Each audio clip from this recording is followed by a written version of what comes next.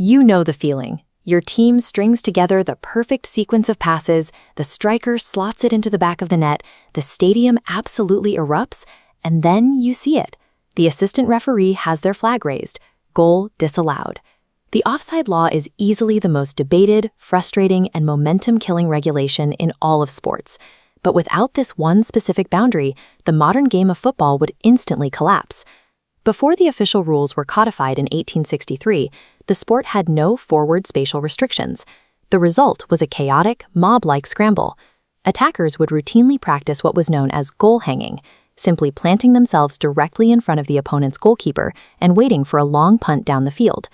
The offside rule was instituted to outlaw that exact strategy. By making it illegal to stand behind the defense, the FA forced teams to advance the ball through collective passing and dribbling, rather than just bypassing the opposition entirely. This restriction defined the physical dimensions of the game. It effectively created the midfield by forcing both teams to compress into the center of the pitch, turning every match into a struggle for spatial control that dictates how every modern formation is designed. But there is a massive misconception about how this actually works. Simply standing behind the last defender is perfectly legal.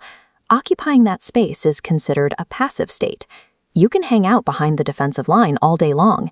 It only becomes a punishable offense when a highly specific sequence of actions triggers the penalty. Because the transition from legal to illegal happens in a fraction of a second, match officials have to execute a rapid, three-part mental checklist in real time to determine if an infraction actually occurred. Step 1 of that checklist is geography. This map illustrates the physical limits of the rule. An attacker can only be offside if they are entirely inside the opponent's attacking half. The halfway line acts as a strict safe zone. If any part of your body is on or behind that center line, you are legally safe. Once inside that half, we look at the defense. The attacker must be positioned closer to the goal line than both the ball and the second last defender. Usually, the goalkeeper is the deepest player, so that second last defender carries an invisible, moving boundary line across the width of the pitch. When determining if a player crosses that invisible line, the rulebook gets anatomically specific. Officials look at any part of the head, body, or feet. Basically, any body part that can legally score a goal. The hands and arms are completely ignored, with the absolute upper boundary defined right at the bottom of the armpit.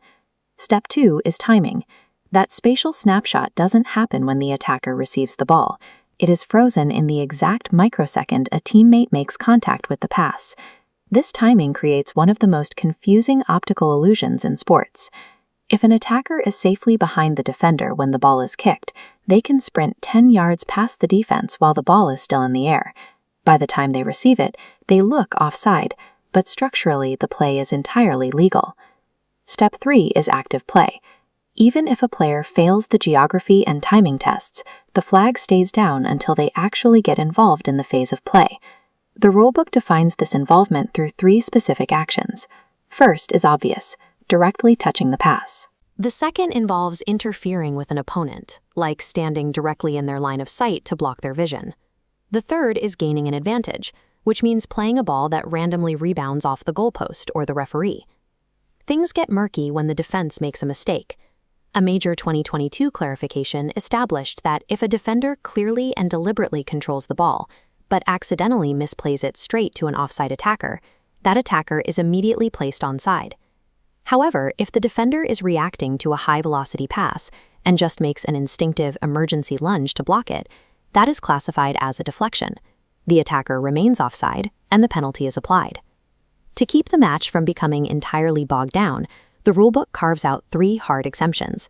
If an attacker receives the ball directly from a goal kick, throw-in, or corner kick, the offside rule is totally suspended for that initial touch. Put this all together, and you're asking a human assistant referee to simultaneously judge spatial geometry, calculate the microsecond a ball is kicked, assess anatomical boundaries from 50 yards away, and interpret human intent, all at a full sprint. We are pushing against the absolute biological limits of the human eye. The sheer speed of modern athletes eventually outpaced our ability to officiate them. To fix the biological bottleneck, the sport introduced semi-automated offside technology. As you can see in this tracking visualization, stadiums are now equipped with a dedicated array of roof-mounted cameras.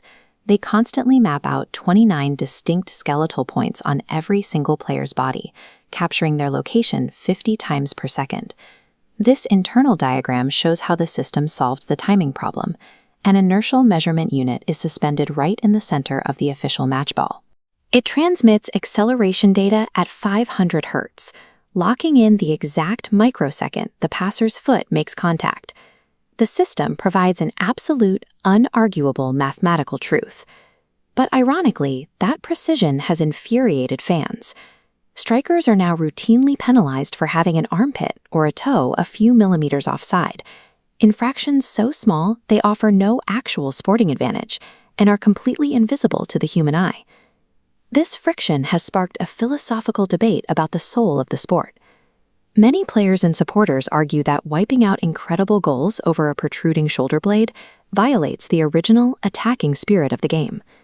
That pushback has led to a radical countermeasure currently being trialed in professional leagues, the daylight rule, championed by legendary manager Arsene Wenger. This animation demonstrates the Wenger proposal. An attacker is legally onside as long as any legal scoring part of their body is still overlapping with the defender. To trigger a penalty, their entire body must clear the defensive line, leaving visible daylight between them. While this sounds like a recipe for high-scoring matches, tactical analysts are warning of the exact opposite. If fast strikers are given a built-in head start, defensive units will be terrified of leaving space behind them. Teams might abandon high-pressing strategies entirely, dropping into deep, congested, and thoroughly cautious defensive formations. The offside rule remains a work in progress, an ongoing negotiation between the mathematical precision of technology and the physical chaos of the sport. It continues to evolve as football tries to find the balance between fair officiating and the entertainment value of a live game.